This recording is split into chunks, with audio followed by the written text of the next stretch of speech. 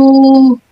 Dan itu pun mereka itu melakukan itu selalu diulang-ulang. Besok jadi kayak apa ya, habitnya mereka diulang-ulang. Hari itu begini, besok begitu terus.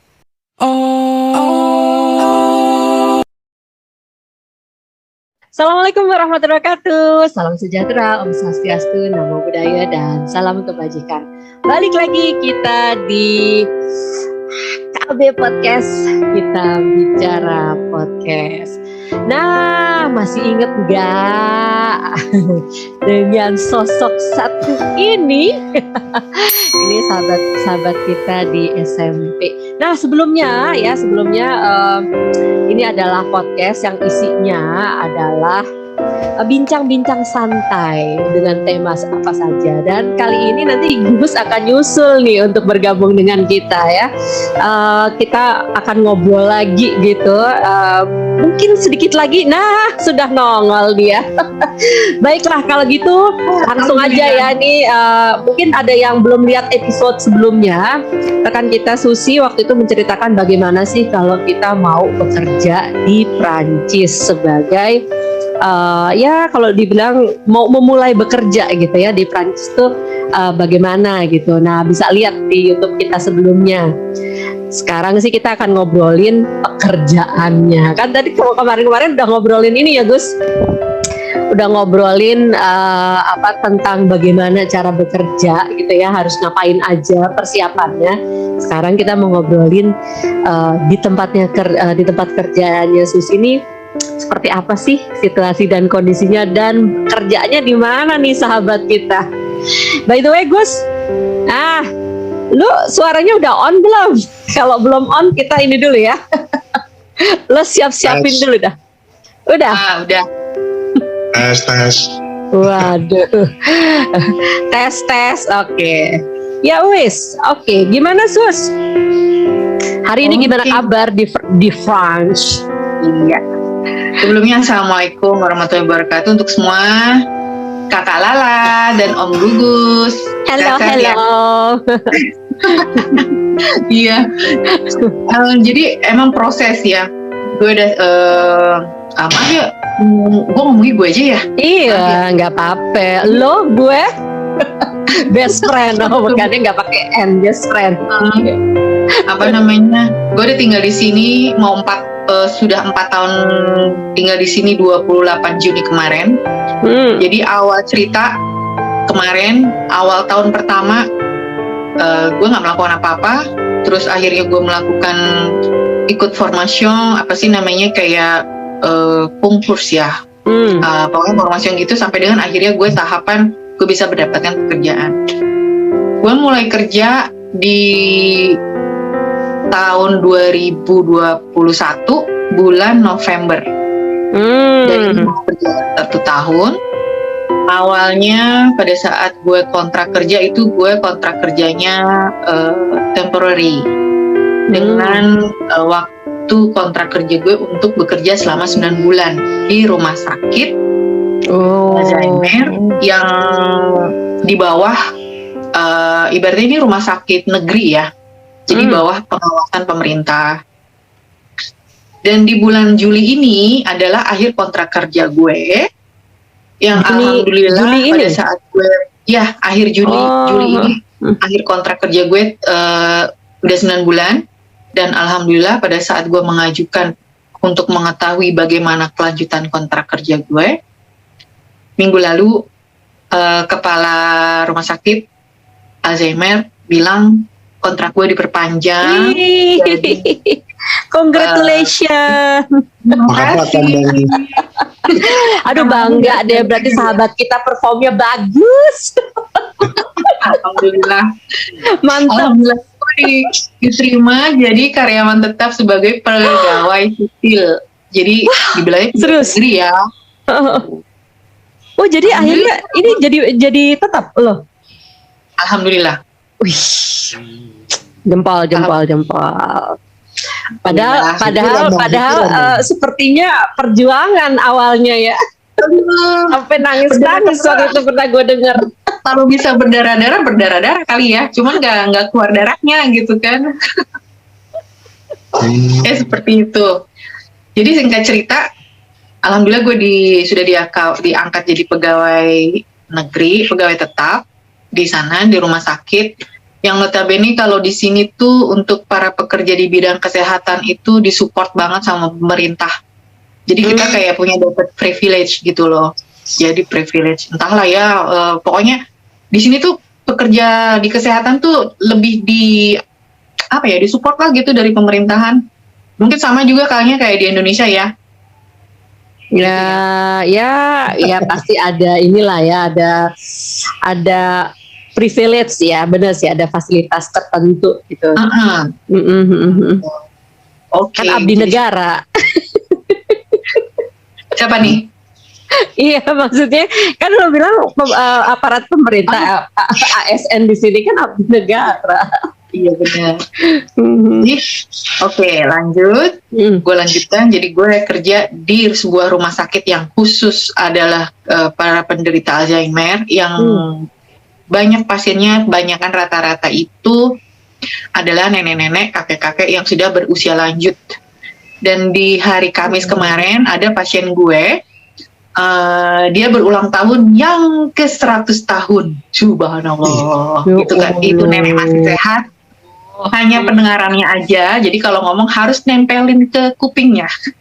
Oh gitu, ya ampun, itu keluarganya pada datang nggak? Kemarin sempat datang, jadi dirayain di hari ulang tahunnya yang ke-100. Gini ya, maksudnya itu nenek di umur segitu tuh dia masih sehat gitu. Ya kalau dibilang lupa, ya mungkin namanya udah usia juga lanjut. Yang pasti di usia 100 tahunnya dia masih bisa jalan. Walaupun dibantu tongkatnya dia, tapi dia masih sehat gitu loh. Gila ya, keren dong. Pendengarannya lah gitu kan. Aku nggak ya, yang udah usia lanjut 100 tahun gitu. Keren ya. Di F4 tempat gue tinggal itu kita ada 3 lantai. Nah gue di bagian lantai 1, di lantai dasar. Yang jumlah total pasiennya itu ada 17 orang. Yang ibaratnya kalau dibilang VIP ya, dibilang VIP sih bukan. Jadi itu yang pasien di mana yang mendapatkan perhatian khusus karena memang mereka total semuanya itu Alzheimer. Yang ibaratnya mereka selalu mobile, nggak bisa tuh yang namanya cuman mereka diam di suatu tempat atau misalnya berdiam diri di kamarnya dia atau misalnya dia beraktivitas untuk membaca atau apa. Kebanyakan mobile, dan mereka terkadang setiap pasien mereka itu mempunyai bedanya masing-masing ya, maksudnya dari kebiasaannya mereka, sifat mereka, moodinya mereka, itu pokoknya yang naik turun deh. Itu yang benar-benar kerja dengan mereka di lantai dasar ini, di 17 pasien ini kita tuh benar-benar ekstra super. Wow. Ya super harus sabar, super harus yang lebih attention gitu loh ke mereka. Ya, ngomong ya. Jadi kayak punya baby. By the way, ini buat KB listener mungkin belum terlalu paham tentang Alzheimer. Alzheimer itu sendiri penyakit otak yang menyebabkan penurunan daya ingat gitu ya. Jadi sometimes berpikirnya juga ada tantangan, berbicara juga ada perubahan perilaku gitu ya. Jadi tadi yang seperti disampaikan Susi gitu ya, jadinya kayak ya jalan aja ya, nggak bisa diem kayak gitu-gitu ya. Mungkin mau ditambahin lagi nggak Sus? Kalau dari mungkin dari medis gitu ya, kalau disampaikan tentang Alzheimer itu gimana? Atau situasi dan kondisinya ya, gejala kelihatan sikap-sikap tertentu atau apa yang muncul di Alzheimer? Maksudnya penyebab Alzheimer gitu? Iya bisa penyebab Alzheimer atau setelah kena tuh biasanya tuh jadi gimana gitu loh merekanya gitu. Oke. Jadi memang ini ada formasinya juga ya. Apa sih namanya, kayak kursus gitu ya? Apa sih seminar maksudnya? Oh, formation itu seminar. Di situ dikatakan bahwa Alzheimer ini itu bisa mengenai kepada siapapun. Yang pasti sih kalau ada genetiknya, misalnya orang tua kita misalnya Alzheimer, itu udah pasti tuh genetik kita ada. Ada juga yang tidak memiliki genetik, bisa tiba-tiba juga kita bisa kena. Kemudian bisa juga, yang ketiga bisa juga dari kebiasaan. Makanya sebenarnya ini mohon maaf ya untuk teman-teman yang beragama lain, gue baru paham ya kenapa di agama kita, di khususnya Muslim gitu ya, dibilang kan hindari untuk minum alkohol. Sebenarnya kalau atau misalnya kalau mungkin kalau misalnya dikit nggak apa-apa kali ya gitu ya. Dosis Cuman tinggi kali ya, alkohol dosis tinggi ya, dan sering. Edik itu jadi kebiasaan. Akhirnya benar-benar itu jadi merusak. Karena kebanyakan ada mungkin berapa persen ya? 40% kali ya. Sekitar 40% di pasien yang gue tanganin ini. Bukan yang gue tangani deh, maksudnya yang gue layanin ini. Yang lo ayomin. Kayaknya terkesannya gue dokter gitu kan, bukan. Yang gue layanin ini 40% mereka adalah yang mempunyai kebiasaan, habitnya adalah minum alkohol. Alkoholik gitu ya? Yes, ya. Ini sih kayaknya ya kalau di Eropa gitu ya, di Amerika itu kan memang jadi satu tradisi ya, ada partinya, mungkin over ya. Karena di sini tuh kayak minum wine itu seperti kayak minuman biasa gitu loh. Banyu putih. Yang memang, iya. Kayak minum air mineral gitu ya. Glegek. Bener Gus. Tiap hari. Kayak pada saat mereka makan gitu ya, terkadang ada wine nggak? Oh nggak ada. Di sini nggak ada wine. Gue bilang nggak ada wine, nggak ada bir, nggak ada apapun, nggak ada. Gue bilang gitu. Karena kan mereka harus mengikuti treatment yang kita punya gitu kan. Jadi benar-benar yang hidup bersih, benar-benar bersih gitu. Nah kemudian juga yang keempat ada penderita Parkinson. Nah ada 2 pasien waktu itu juga dia penderita Parkinson, yang akhirnya entah kenapa gue nggak ngerti. Yang akhirnya jatuhnya mereka jadi menurun dan akhirnya jatuhnya jadi Alzheimer. Yang terkadang juga mereka jatuhnya akhirnya jadi berhalusinasi. Kayak gitu. Dan para penderita yang sudah kena Alzheimer itu jujur ya, itu mereka nggak bisa sembuh. Ya udah, jadi makanya kayak dalam 1 minggu pada saat gue kerja, kita tuh kayak ada transmission itu di mana kita seminggu 2 kali kita meeting untuk mengevaluasi perkembangan para si pasien. Misalnya pasien dari nomor 1 sampai 17 gitu ya.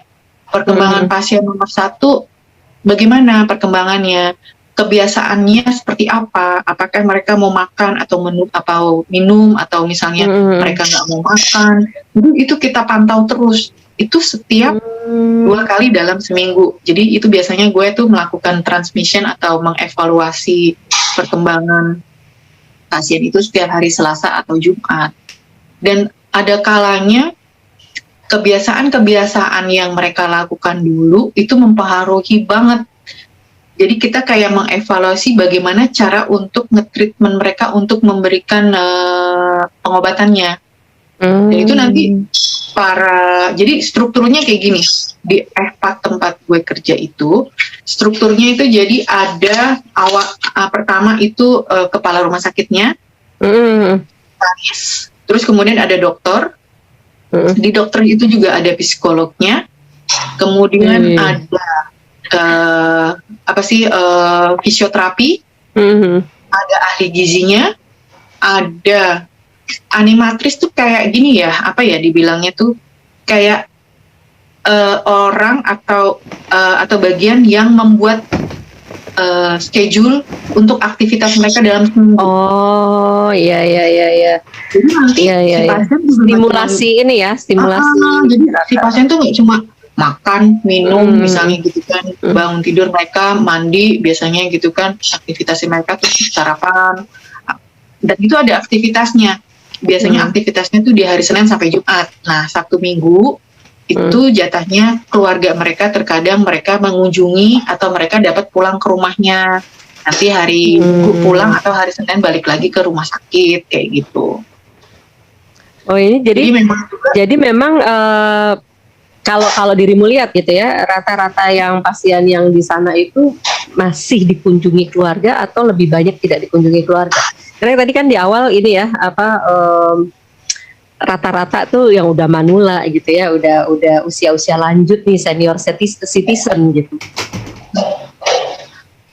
Ada beberapa yang memang ada pasien berapa orang ya yang jarang banget gue ngeliat, itu ada beberapa yang nggak pernah dikunjungin keluarganya. Tapi sebenarnya dengan adanya keluarga sering berkunjung itu sebenarnya bagus untuk mereka, karena apa ya, namanya keluarga itu kan support dari keluarga juga kan mempengaruhi ya, untuk mereka juga jadi lebih mengingat ini siapa, atau mungkin istri atau suaminya atau anaknya, atau mungkin sepupu-sepupunya atau keluarganya yang lain datang, atau teman-temannya mereka juga datang. Itu support dari keluarga itu juga penting, atau orang-orang terdekatnya itu juga penting untuk mereka. Karena jujur ya, kadang kalau gue ngeliat mereka terkadang tuh tanpa ada yang ngunjungin, kesian loh, dalam arti kebayang gak sih di satu tempat, di rumah sakit yang tempat gue kerja ini, di lantai itu tuh pintunya tuh tertutup, semuanya tertutup pakai kode-kode, karena kalau sampai mereka keluar dari ruangan tempat yang mereka bubar jalan kemana-mana, keluar jalan, satu mereka udah nggak tahu mana bahaya mana enggak, takutnya ketabrak atau takutnya malah hilang gitu loh, nggak tahu mereka pulangnya. Biasanya. Hai Mr. David. Ada yang lewat. Iklan. Iklan ada yang lewat. Mohon maaf. Bu, mau tanya nih Bu. Kalau apa sih, support keluarga penting. Ada anak pelajar mau nanya. Mau nanya nih Bu. Gimana Pak?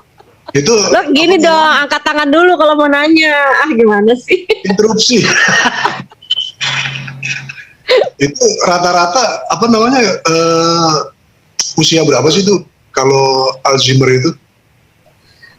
Yang paling muda sempat kemarin gue temuin itu umur 65 ya. 65 ya. Itu paling muda, itu paling muda. Dan yang paling tua ya itu tadi kemarin 100 tahun. Ya kalau 65 berarti udah senior citizen juga ya. Tapi tadi dirimu bilang nggak menutup kemungkinan gitu ya, kalau yang genetik bisa lebih cepat gitu, usia 30, 40 itu juga bisa terpapar gitu, ya kena lah gitu ya, kena Alzheimer itu. Bisa jadi kalau didukung sama habitnya juga kan. Iya. Makanya sebenarnya kayak hidup sehat itu penting juga ya, hidup sehat. Itu mempengaruhi juga sih dengan kita punya aktivitas atau berkegiatan, itu penting banget. Makanya kan dibilang kalau kita dalam sehari itu paling tidak harus ada 30 menit lah ya, entah olahraga atau jalan kaki atau apa, paling tidak kita kalau pokoknya olahraga lah biar sehat kayak gitu. Itu sebenarnya penting juga sih ya. Iya, olahraga gitu. Ini yang menarik ya, Parkinson itu sendiri kan sebenarnya memang gangguan saraf ya. Tapi akhirnya jadi ke Alzheimer itu kalau dengar gitu kata dokter tuh kok bisa begitu ya, Sus? Ini entah kenapa mungkin akhirnya jatuhnya ke saraf ya. Iya. Kalau yang gue ngeliat ini ada beberapa pasien yang memang ada 2 pasien Parkinson nih, dia bapak-bapak semua nih, kakek-kakek semua. Dan itu kebiasaan mereka berbicara itu sama, itu aja. Diulang-ulang gitu, repetition gitu ya. Begitu lagi, terus kebiasaannya mereka, padahal kemarin udah diulang nih, sama dia diulang lagi kayak gitu loh. Tapi dia kan ada gerakan-gerakan dari tubuh yang tidak bisa dikontrol gitu kan? Iya, kalau Parkinson setahu dia agak shaking atau apa gitu nggak sih? Jadi memang makanya juga itu adanya juga didampingi dokter atau ahli juga di sini di rumah sakit tempat gue kerja ini, ada juga kayak tim tim olahraga ya, kayak misalnya struktur olahraganya gitu. Jadi dalam seminggu itu, Senin sampai Jumat itu ada satu waktu hari untuk mereka melakukan olahraga. Jadi kayak untuk yang Parkinson gitu, gitu ya, mereka mengelilingin gitu, terus kayak bola-bola kecil atau apa mereka nangkep. Terus nanti ada fisioterapinya datang untuk mereka latihan berjalan supaya nggak Parkinson kayak gitu, mungkin nggak lebih parah gitu loh. Iya ya. Ini keren ya Gus ya. Jadi di tempat kerjanya Susi nih ini kan jadi seperti rehabilitas gitu ya, dan khususnya memang menampung yang senior citizen gitu. Itu komplit banget gitu loh ya, komplit banget. Ada dokternya, ada tadi perawatnya juga berbeda gitu. Kemudian ada psikologisnya gitu ya. Ada psikolognya juga kan. Jadi terus ada yang khusus untuk membuat satu aktivitas gitu. Itu keren banget ya. Sampai segitu dipikirin gitu loh. Terus roomnya ada kunci-kuncinya juga gitu. Ini sebesar apa gitu rumah sakitnya ini? Kapan-kapan kita mesti lihat fotonya nih Gus. Boleh, nanti gue kasih fotonya ya. Kalau di sini model Pati Jompo kali ya. Tapi kan khusus buat ini, buat yang mengidap penyakit ini ya, Alzheimer ya. Tapi itu khusus di lantai dasar ya, yang memang semua pasiennya Alzheimer. Kalau di lantai 1 dan lantai 2 itu dibilangnya ya tadi yang dibilang si gugus panti jompo itu iya, di sini dibilangnya EPAT, tapi tetap juga rehabilitasi yang dalam arti mereka nggak semuanya pasiennya Alzheimer kayak gitu. Ini berarti panti jompo plus. Iya. Panti jompo seperti itu. Luar biasa. Tapi gini Bu, kayak yang dibilang tadi mungkin pengaruh dari gaya hidup atau habit dari seseorang itu yang bisa jadi Alzheimer itu mungkin benar. Karena saya punya kakek nih masih ada dua-duanya tuh, kakek nenek. Itu yang laki itu hampir 100 tahun umurnya itu. Itu masih sehat. 100 tahun kurang 7 lah, kurang 7 94 atau 96 gitu. Loh, 100 tahun ya 100 tahun itu mah belum. Tambah-tambahin Pak. Sedikit. Mitik-mitiknya berapa mitik-mitik? Cuma aktivitasnya masih rajin ke sawah, masih kuat. Nah, nih kalau di Life and Wellness sendiri ya, kalau di wellnessnya memang yang tadi yang Susi bilang tuh bener banget. Paling tidak 30 menit lah kita mesti bergerak yang menyentuh persendian kita. Nah kalau di wellness tuh ditambahin itu tuh Sus. Jadi yang digerakkan tuh persendian. Kayak di sini kan semua ini ada ya, ada sambungan-sambungan. Nah itu yang di exercise. Nah kalau orang zaman dulu Gus, itu kan gila banget. Dia memang maunya jalan gitu kan, jalan terus nyangkul, maunya ngurusin tanaman. Jadi semua gitu loh. Bergerak semua, ada yang ternak gitu. Kakek gue kayak gitu tuh, jadi maunya ke sawah terus. Bener Gus, kakek gue. Cuma aktivitas masih kuat, sama yang perempuan juga tuh. Cuman dia kalau yang perempuan itu pendengarannya agak kurang aja. Kakek neneknya Pak Gugus jalannya masih, maksudnya sehat gitu nggak? Atau normal gitu nggak? Enggak bongkok, enggak apa, lincah. Lu jangan ngomong lincah dong, gue bayanginnya ambil lompat-lompat. Beneran orang masih sanggup. Luar biasa, Masya Allah. Itu dia. Jadi emang tadi bener yang dibilangin Mbak Lala tuh. Mungkin orang dulu pikirannya sederhana gitu kan. Iya. Terus makanannya juga di kampung tahu sendiri lah gimana kan. Nggak kecampur yang macem-macem gitu kan, masih doyan yang alami-alami begitu kan, udara juga masih bersih kan gitu, itu masih sehat itu, alhamdulillah sampai sekarang. Wah luar biasa ya. Nah oke, balik lagi nih ke pekerjaan dirimu nih Sus. Nah awal lo masuk situ gimana tuh Sus? Sempet ingat kembali juga, ini kan ini bisa seremoni juga nih ya, karena baru mendapatkan kabar wah kontrak diperpanjang. Kita balik lagi flashback waktu awal-awal nih. Waktu awal-awal lo masuk ke situ udah langsung wah I'm ready untuk take care of orang-orang Alzheimer gitu ya, apalagi kalau bisa dibilang udah sepuh gitu ya. Atau gimana tuh Sus? Awalnya sih ya, gue nggak tahu kalau mereka itu Alzheimer awal. Gue pikir, gue nggak tahu. Gue pikirnya tuh ya mereka sakit biasa gitu kan. Pada awal ini kan pengalaman pertama kerja gue di ibaratnya, gue sih memang pernah. Sebenarnya ucapan adalah doa juga sih. Waktu gue sempat pernah berucap dalam doa gue setiap sholat. Pada saat gue nanti pindah ke Perancis, gue tuh pengen kerja yang sosial, yang maksudnya lebih intensnya ke orang tua gitu kan, ibaratnya bekerja sambil cari ibadah lah. Itu udah diceritain di episode yang pertama tuh. Ngawur. Belum cinta. Udah. Iya, udah. Nah jadi akhirnya, jadi balik lagi nih Pak Gugus. Jadi akhirnya gue lanjut lagi pada saat gue masuk ke hari pertama, pada saat gue kerja di rumah ini, gue kan belum pernah tahu nih gue harus bagaimana, seperti apa. Nah pada saat gue menghadapi pasien, saat gue melayani pasien itu, gue kaget. Mereka kan ngomong ya, terus yang gue pikirnya sih, iya mereka lupa atau gimana. Gue nggak tahu kalau itu Alzheimer. Pada awalnya gue nggak tahu itu Alzheimer. Gue taunya cuma mereka sudah tua aja.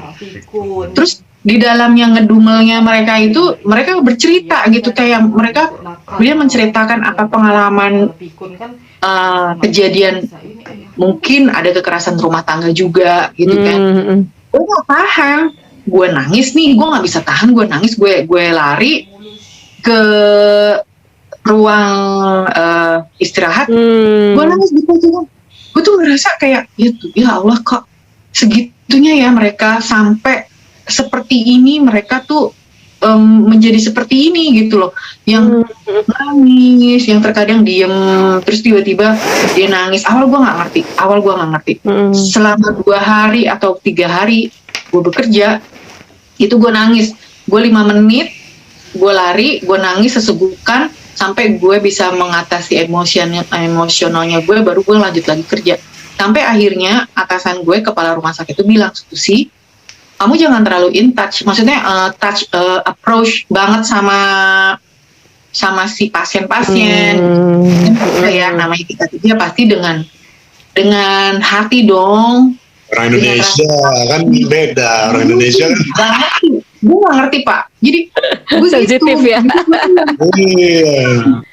Nggak ngerti, akhirnya ya gimana ya namanya, gue menganggap namanya mereka orang tua. Jadi gue ingat lagi, itu seperti kayak mereka tuh orang tua gue gitu kan. Gue ya take care mereka lebih dengan pakai hati, walaupun kadang akhirnya gue sekarang bisa paham pada saat gue ngelihat rekan kerja gue itu terkadang ngomongnya agak keras, intonasi ya, bukan kelakuan kepada mereka, karena mereka udah kayak anak-anak banget. Akhirnya gue baru menyadari, gue sempat kaget di lingkungan gue, kok mereka ngomongnya pada keras-keras ya, bukan kasar ya, tapi keras gitu loh. Kayak nggak ada empatinya banget sama gitu kan. Jadi ternyata mereka ngejelasin, Susi, kalau kita nggak ngomong keras begitu, mereka tuh udah kayak anak-anak. Lu tau kan kalau anak-anak katanya gitu. Kalau udah anak-anak, kalau nggak kita ngomongnya keras atau tegas, mereka nggak paham. Gue baru paham, oh gitu. Dan itu pun mereka itu melakukan itu selalu diulang-ulang. Besok, jadi kayak apa ya, habitnya mereka diulang-ulang. Hari itu begini, besok begitu terus kayak gitu. Gak ada tuh yang namanya perubahan dalam habit tuh gak ada. Sampai ada yang nanya, kalau lagi makan nih, misalnya gue lagi nge-serve mereka untuk sarapan pagi, aduh makanannya enak sekali, dia bilang, ini bisa sampai makan siang nih, aku kenyang, dia bilang gitu. Iya, gue bilang gitu kan. Terus nanti dia tanya lagi, ini hari apa? Ini hari Sabtu ya? Terus udah gitu, bukan, ini bukan hari Sabtu, hari Selasa misalnya gitu. Sekarang tanggal berapa? Itu diulang-ulang. Itu besoknya akan diulang lagi seperti itu. Jadi kayak yang namanya Alzheimer ya. Jadi apapun yang mereka lakukan tuh sama. Hari ini sama, besoknya sama. Nanti kalau udah menjelang sore, pada saatnya waktunya dia tidur, tuh kayak udah gelisah. Dia maunya kayak mau pulang ke rumah. Dia bilang, siapa nanti yang nganter aku pulang untuk ngendarain mobilku? Dia bilang gitu. Kamu bisa nganter nggak? Gue bilang, aku nggak bisa nih, aku nggak punya SIM, aku nggak bisa nyetir. Ya sudah, kalau gitu aku nanti telepon aku, anak cowokku, katanya gitu. Ya, gue bilang ya udah, gue bilang gitu. Dan itu berulang. Ada lagi, nanti nenek-nenek yang satu lagi. Di setiap jam waktunya mau tidur, itu ada yang cari perhatian, yang pura-pura lemah, nggak bisa jalan. Jadi bener-bener kayak anak-anak. Ya. Ya kayak itu ya. Gue tuh pernah baca gitu. Dia ada satu momen yang dia sukai gitu, jadinya tuh momen itu gitu yang akhirnya keinget. Jadi kayak fase tertentu gitu. Ada yang sampai kayak misalnya ngerasa kayak masih kembali lagi gadis gitu loh, masih berasa masih berasa ABG. Jadi yang dia inget kan itu kan kerusakan otak ya. Jadi momen itu tuh yang muncul kayak gitu. Betul. Kayak ibarat mungkin gini ya. Jadi waktu itu kan sempat ada seminar di rumah sakit pusat di pusat kota yang maksudnya kota besar gitu ya di sini. Nah terus di situ dibilang bahwa kayak saraf otak itu katanya gini, ada kalanya otak itu ibarat kayak, kalau gue mengibaratkan sih kayak madu. Oh ya. Sarang madu itu madunya full bagus, kita sehat. Jadi ada kalanya kan madu ada yang bolong tuh yang nggak ada madunya. Iya. Itu tuh kayak Alzheimer. Gue mikir sih gitu aja ya. Ini pada iya. Bener. Iya. Itu sih konsepnya gue yang gue pahamin gitu loh.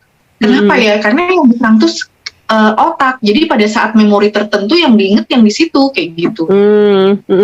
Tadi mungkin pada saat si pasien ini, si nenek atau si kakek ini, mereka memang melakukan aktivitasnya itu yang mereka ingat itu, dan makanya juga ucapannya selalu berulang-ulang, perilakunya selalu diulang-ulang. Apapun semuanya itu sama dari hari ke hari. Kebayang nggak sih itu ada nenek yang tinggal di situ sudah 5 tahun lebih dan itu sama. Ini harus ini ya.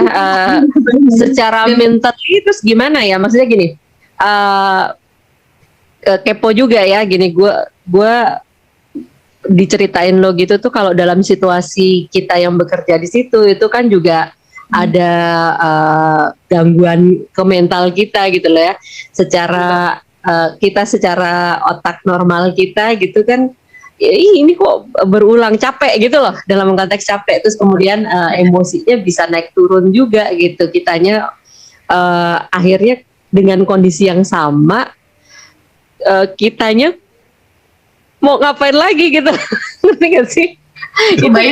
Itu ada satu concern juga nggak sih dari rumah sakit gitu ya, untuk memaintain pegawainya biar tetap dalam kondisi kesadaran penuh lah gitu. Ya makanya kita kerja itu nggak selalu kerja seminggu full gitu. Jadi ada kayak rehatnya, ada kayak istirahatnya berapa hari kayak gitu. Dan kebanyakan rata-rata teman-teman sejawat tempat gue kerja semua itu cewek-cewek perokok semua. Gue bisa maklumin. Kenapa? Untuk ngilangin stres. Ada yang kebayang nggak? Ada teman gue yang sudah bekerja di situ, ada yang 20 tahun, ada yang 12 tahun. Lama ya. Dan ditemunya pasiennya itu, yang kalau masih sehat ya pasiennya, itu ada yang paling lama itu waktu itu 9 tahun. Dan di 9 atau 10 tahun kemudian si nenek sudah meninggal. Bisa kebayang? Dalam kurun waktu 10 tahunnya si nenek di rehab di situ, itu aktivitasnya dari awalnya sehat sampai akhirnya mundur. Yang namanya kalau udah si pasien dia sudah tidak bisa beraktivitas, dalam arti kata mobilisasi, berjalan udah nggak bisa, apapun nggak bisa, semuanya di kursi roda. Aduh, Masya Allah, itu berat banget. Berat banget. Satu, harus ngemandiin, belum ke toiletnya, belum gantiin baju, belum pada saat harus nidurin di tempat tidur di posisi memposisikan yang baik, posisinya biar enak tidur gimana. Gue pernah ngebantuin si kalau di sini dibilangnya kayak baby sister ya, kalau kita dibilangnya baby sitter ya, karena kalau suster perawat itu di sini lebih dibilangnya kayak asistennya dokter. Nah si baby sitter atau susternya itu ibaratnya si asistennya perawat. Itu gue pernah bantuin mereka, ya Allah berat banget. Ada kakek itu tingginya 190, kebayang gak sih? Tinggi banget. Pemain basket dong. 185 itu tinggi banget Pak Bagus. Iya. Tinggi banget. Kebayang gue berat, gue tingginya 155 dan temen gue mungkin dia 160 kali ya. Gue ngebantuin dia untuk nidurin di posisi tempat tidur.